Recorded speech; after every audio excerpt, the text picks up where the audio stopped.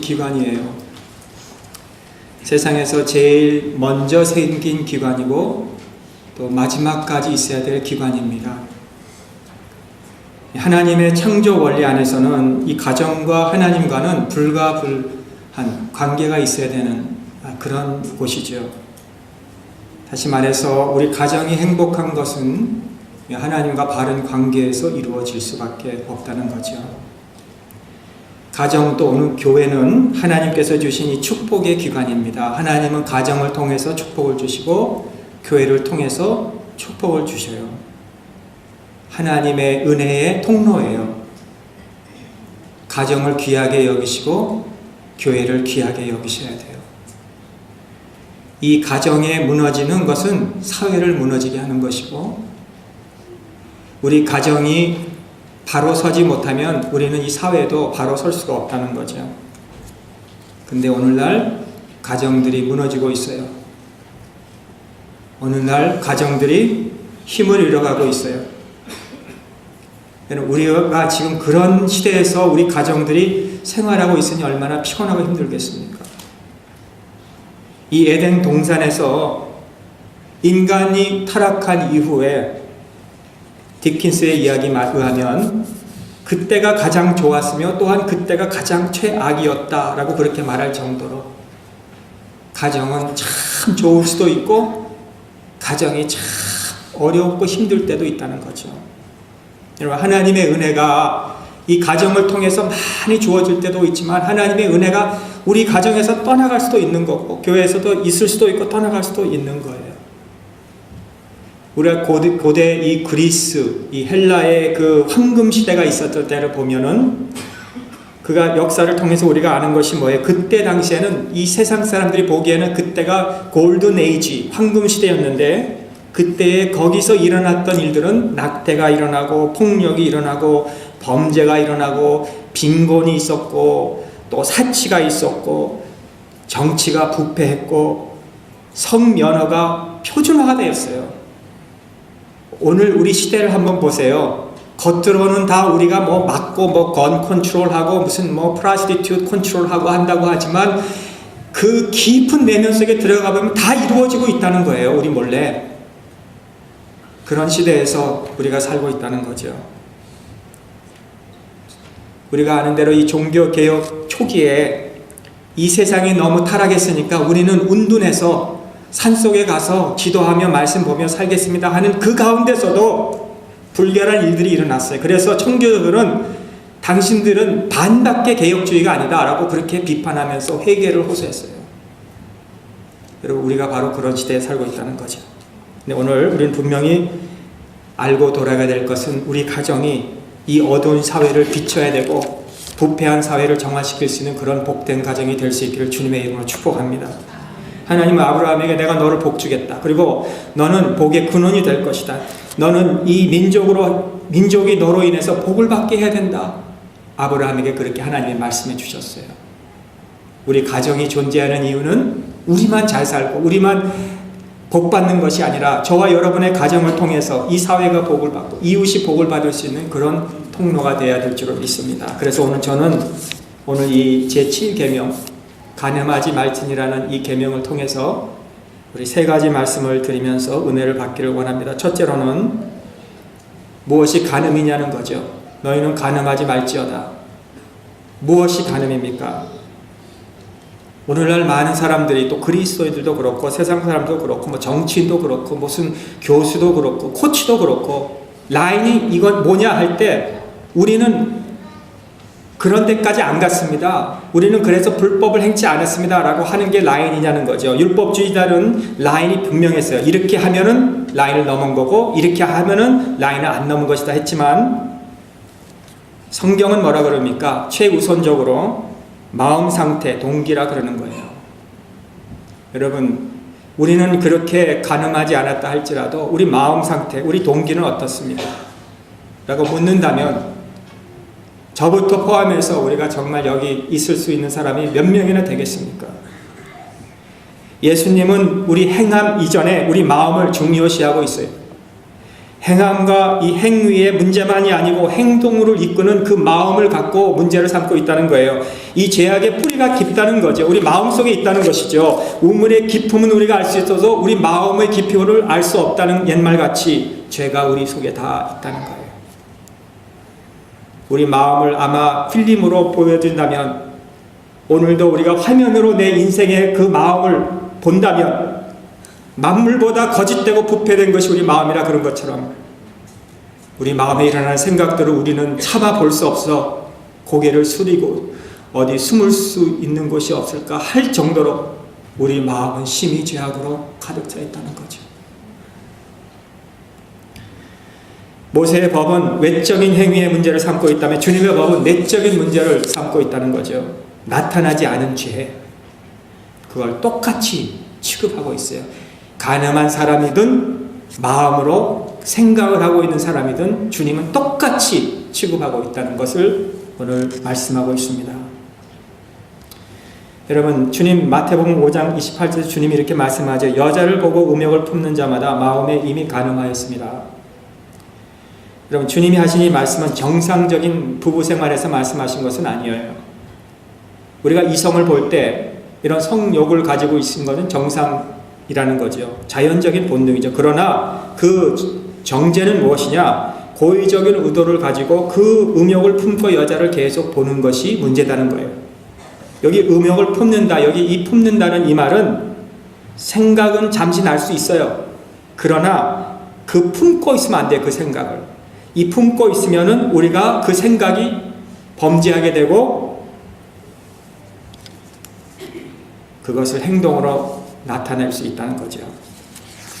우리가 이 삼손이 가사에 가서 거기서 한 기생을 보고 그에게로 들어갔다라는 사사기 16장 1절 말씀처럼 이 삼손이 사사 아니에요. 사사가 그걸 보고 그거는 마음에 품은 거죠. 봤다는 것은.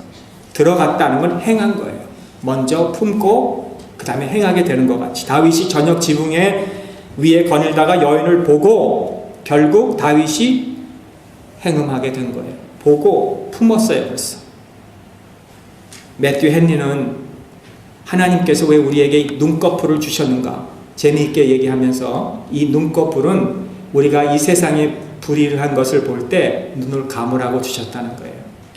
아멘? 여러분, 눈꺼풀에 뭐 눈꺼풀 이렇게 칠하라고 준 거 아닙니다. 불의한 것을 보고 우리의 막 행음을 볼 때 눈 감으라는 거예요. 보지 말라고. 우리는 이 죄악된 세상에서 살고 있어요. 또 완전한 사람이 몇 명이 있겠습니까? 그러나 이 죄스러운 생각, 잘못된 생각을 할 때 우리는 품지 말고 빨리 우리는 떨쳐버려야 된다는 거예요. 지난주에도 말씀했죠? 그 이솝의 우화에서 누구를 얘기했죠? 제가? 당나귀. 나를 생매장하는구나. 흙을 던질 때 어떻게 했어요? 이 당나귀가 털었다 그랬죠? 우리 세상에서 음욕을 볼 때도 털어버리세요. 감아버리세요. 떨쳐버리세요. 그래야 우리가 이길 수가 있는 거예요. 고린도전서 3장 16절에 우리 몸은 하나님의 전이라 그랬어요. 성령이 거하시는 곳이라 그랬어요.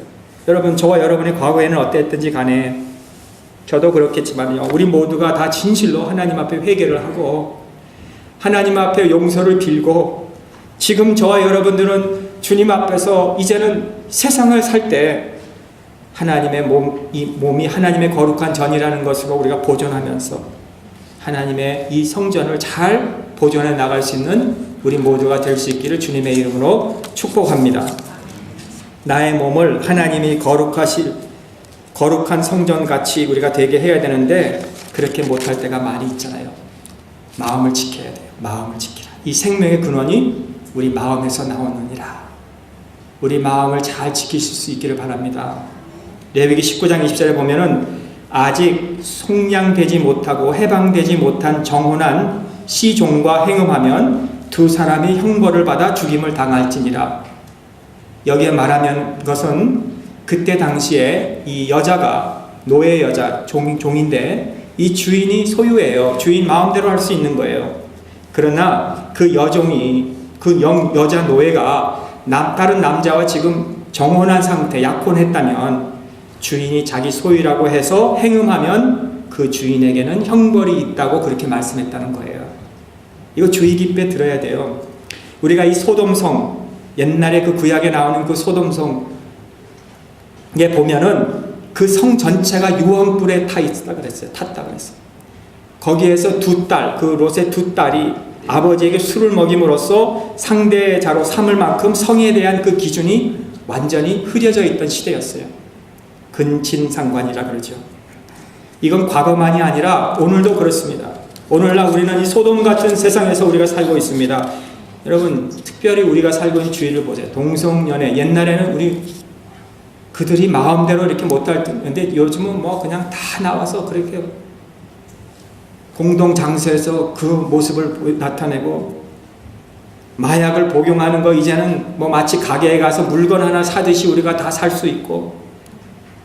여러분, 이런 시대에서 우리가 누구를 정죄하고 누구를 정죄하지 못하는 것이 아니라 다만 내 마음을 지키고 성결을 위해서 우리가 힘쓰는 저와 여러분들이 되어서 이 성결을 유지하고 몸을 구별하여 주님께 합당한 그릇으로 쓰임받는 우리 평강의 모든 성도님이 될 수 있기를 주님의 이름으로 축복합니다.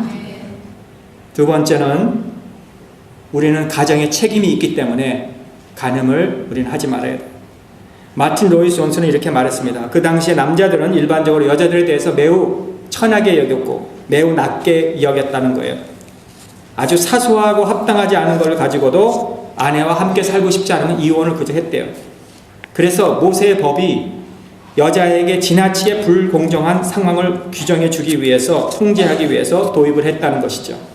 그래서 여성 힘없는 어린아이들을 그 고통에서 덜어주게 했다는 거예요. 그래서 그때 당시에 이혼하고 싶으면 그냥 마음대로 남자가 원하는 대로 그냥 갔다가 이유를 대고 하는 것이 아니라 법에 의해서 어떤 경우였는지 특별한 경우 있으면 그걸 보여주고, 또 증인 두 사람을 꼭 데리고 와서 그걸 본 사람을 가지고 해서 이혼을 허락해 주었다는 것이죠. 다시 말해서 모세의 법을 마음대로 그냥 이혼하는 것을 제한하게 한 거고, 고통을, 힘없는 자들의 고통을 덜어주기 위해서 했다는 것이죠. 그러나 사실 우리 남자이건 여자이건 모든 사람 불완전해요. 미국에서는 미국 사람 중에서 두 사람의 한 사람이, 남자는 가정 밖에서 생활을, 이런 어떤 관계가 있고, 여자는 3분의 1이 여자는 불륜 관계가 있다는 거죠. 완전한 결혼생활 영위할 수 없는 곳에서 우리가 살고 있는 거예요. 다 있어요. 문제는 아무도 없는 것 같지만 다 문제가 있어요. 집집마다 크고 작은 문제들이 있어요. 그러나 행여 오늘 저와 여러분들이 우리 결혼생활이 행복하지 못하면 그거는 내 책임이 아니고 자꾸 다른 사람, 당신 때문이다, 너 때문이다, 너가 그래서 그랬다, 이렇게 하지 말고, 베드로는 무엇보다도 열심히 우리가 서로 사랑할지니 사랑은 허다한 죄를 덮으니라. 우리가 서로 사랑해서 우리의 가정의 책임을 우리가 다해서 우리의 가정을 보호해 줄 수 있는, 우리가 해야 될, 사랑해야 될 일이 참 많이 있어요, 세상에. 그러나 정말 우리 가정, 아내는 남편, 남편은 아내를 우리가 사랑해서 이 가정을 잘 지켜나갈 수 있는 그런 우리 부부가 될 수 있기를 간절히 바랍니다. 몸뚱이는 하나인데 머리가 둘 달린 아이가 태어났어요. 그러면 이 아이가 둘인가요? 하나인가요? 근심이 생겨서 랍비에게 찾아갔어요. 랍비요, 이 아이가 둘입니까? 하나입니까? 막대기를 하나 가지고 한 머리를 딱 때렸어요. 이렇게. 이게 또 딱 여기 있네요. 그랬더니 한 머리가 찡그린 거예요. 근데 한 머리는 희축희축 웃고 있는 거예요. 랍비는 대답합니다. 이 아이는 둘이라. 여러분, 남편이 속상해하고 지금 어려우고 고민이 있는데 아내는 희축희축 웃으면 그건 둘이에요. 아내는 어떻게 해서든지 지금 모아서 생활을 유지해 나가고 지금 어떻게 살려고 지금 발버둥을 치는데 남편은 나가서 그냥 허랑방탕하고 협의하면 그건 둘이에요. 사랑하는 성도 여러분, 한 몸의 원리, 남편의 기쁨은 아내의 기쁨, 남편의 아픔은 아내의 아픔, 남편의 성공은 아내의 성공, 이 한 원리를 가지고 우리가 가정을 이루어 나가야 하나인 거예요. 윈스턴 처칠은 영국의 수상으로서 이 정치적인 어려울 때 살았는데 얼마나 힘들었겠어요. 정치적으로 힘든 시대에서. 기자들이 회견을 하면서 물어봤어요. 만일 처칠 수상께서 다시 이 세상에 태어난다면 어떠한 일을 하시겠습니까? 라고 할 때 뜻밖의 철철은 이렇게 대답했다고. 만일 내가 이 세상에 다시 태어난다면 이 한 가지 사실만큼은 분명합니다. 난 또다시 내 아내의 남편이 되겠습니다.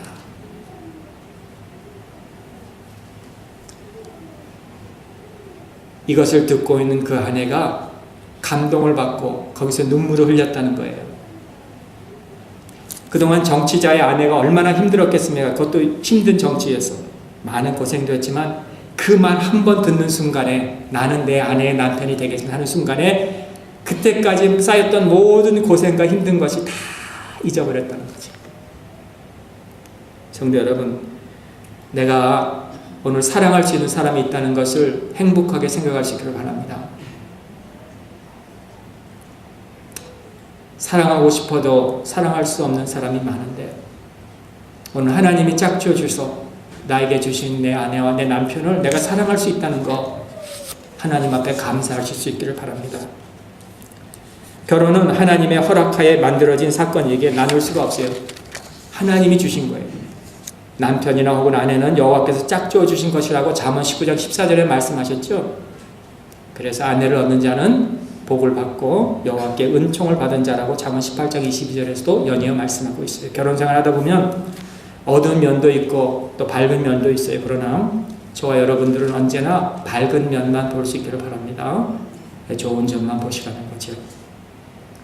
하나님이 우리를 늘 좋은 점만 보세요. 에스겔 37장 27절에 나는 그들의 하나님이 되고 그들은 나의 백성이 되리라. 그들이 어떻게 하든지 나는 내가 그들과 언약한 것을 변하지 않겠다. 하나님은 항상 저와 여러분들을 밝은 면만 보신다는 거예요. 그러므로 우리도 내 상대자나 또는 우리 성도들을 서로 바라볼 때 항상 밝은 면만 우리가 볼 수 있어야 된다는 거죠. 아멘. 어떻게 하는 것이 가정을 우리가 지키는 것일까? 간단하게 세 가지 말씀드린다면 첫째는 우리 부부는 늘 기도의 수예요. 함께 기도하세요. 어느 한 상담자가 이 2,000명의 부부를 조사한 결과 가정에서 같이 부부가 함께 기도하는 시간이 있었는가 한 사람도 없었대요. 여러분이 있습니까? 교회 나와서 뭐 기도하고 전도에 모여서 기도하는 거 말고 집에서나 어디서 부부가 함께 기도하는 가정 있어요? 없잖아요. 2,000명에 한 명도 없다면 그렇죠? 그런데 우리가 이 어두운 문제를 해결해 나갈 수 있는 것은 부부가 함께 그 문제를 놓고 기도하는 거라는 거죠. 둘째는 둘은 예배의 숫자입니다. 우리가 혼자 나와서 예배 드리는 것도 중요하지만 부부가 함께 나와서 예배 드리세요. 하나님의 관계가 바로 되면 부부 관계도 하나님 바로 되게 해주시는 거예요. 셋째, 우리는 증인의 수의 둘은 부부는 증인의 수입니다. 예수님이 전도인들을 파송하시면서 혼자 보내지 않고 셋을 보내지 않고 둘을 보내셨어요. 우리 주님이 우리 부부는 증인의 수로 우리를 주신 거예요. 복음을 증거하기 위해서 아굴라와 브리스길라가 예수 그리스도의 복음을 열심히 증거해서 많은 복음을 전한 것 같이 저와 여러분들의 가정이 그런 아름다운 부부가 될 수 있기를 간절히 축복합니다. 큰 마지막으로 오늘 사회에 우리 책임이 있어요. 여러분, 하나님께서 우리 가정을 주신 것은 사회의 책임입니다. 사회의 기초이기에 가정이 병들고 파괴되면요, 이 사회도 병들고 파괴될 수밖에 없는 거예요. 사탄은 늘 우리 가정을 헐어요. 가정부터 헐어야 사회가 무너지기 때문에.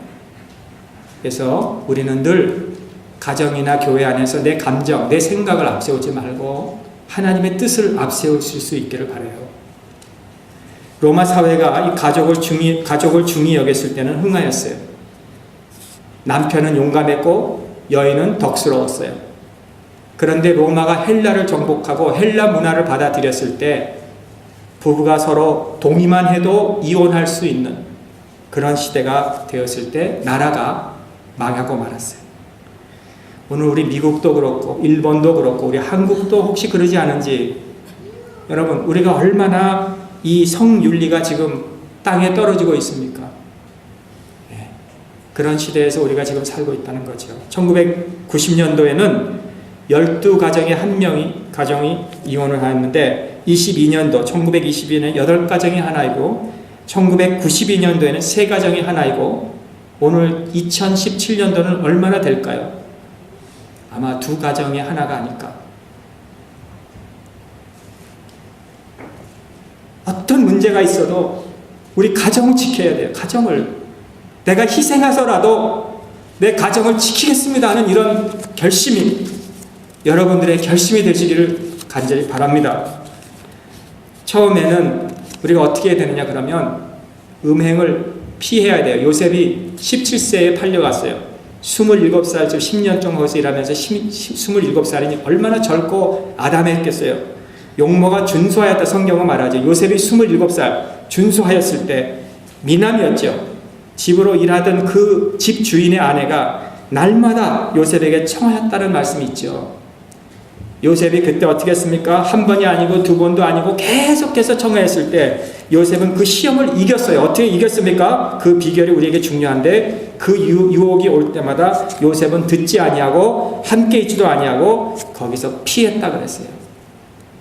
우리 가정이 그런 걸 피해야 돼요. 둘째, 우리는 기도와 말씀으로 이겨야 돼요. 청년이 무엇으로 그 행실을 깨끗게 하리요? 하나님의 말씀으로. 우리는 말씀으로 하루를 시작하고 기도로 하루를 마감하면서 우리의 모든 그런 시험과 유혹들을 우리가 이겨야 된다는 거죠. 세 번째는 하나님을 두려워하는 마음으로 우리가 살아야 돼요.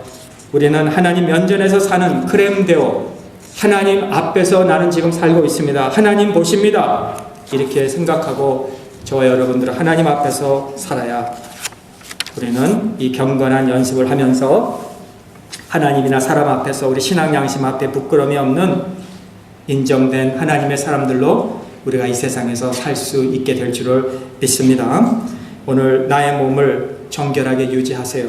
저부터 시작해서 우리 모두가 우리의 마음을 지키고 또 이 마음에서 일어나는 모든 것을 우리가 품지 말고 떨쳐버리고 하루하루 우리가 그것을 이기면서 하나님의 거룩한 성전의 모습으로 우리가 지어나갈 때 하나님이 기뻐하시는 거룩한 산 제사가 되는 그런 우리 모든 성도님들이 되시기를 주님의 이름으로 축복합니다. 우리 다 같이 기도하시겠습니다. 하나님 감사합니다. 오늘도 우리 가정과 우리 교회의 축복의 이 통로가 되게 하여 주신 하나님, 많은 어려움이 있는 이때에 하나님이 보존하여 주시고 축복하여 주시는 이 통로로 오늘도 보호하여 주시니 감사를 드리옵나이다.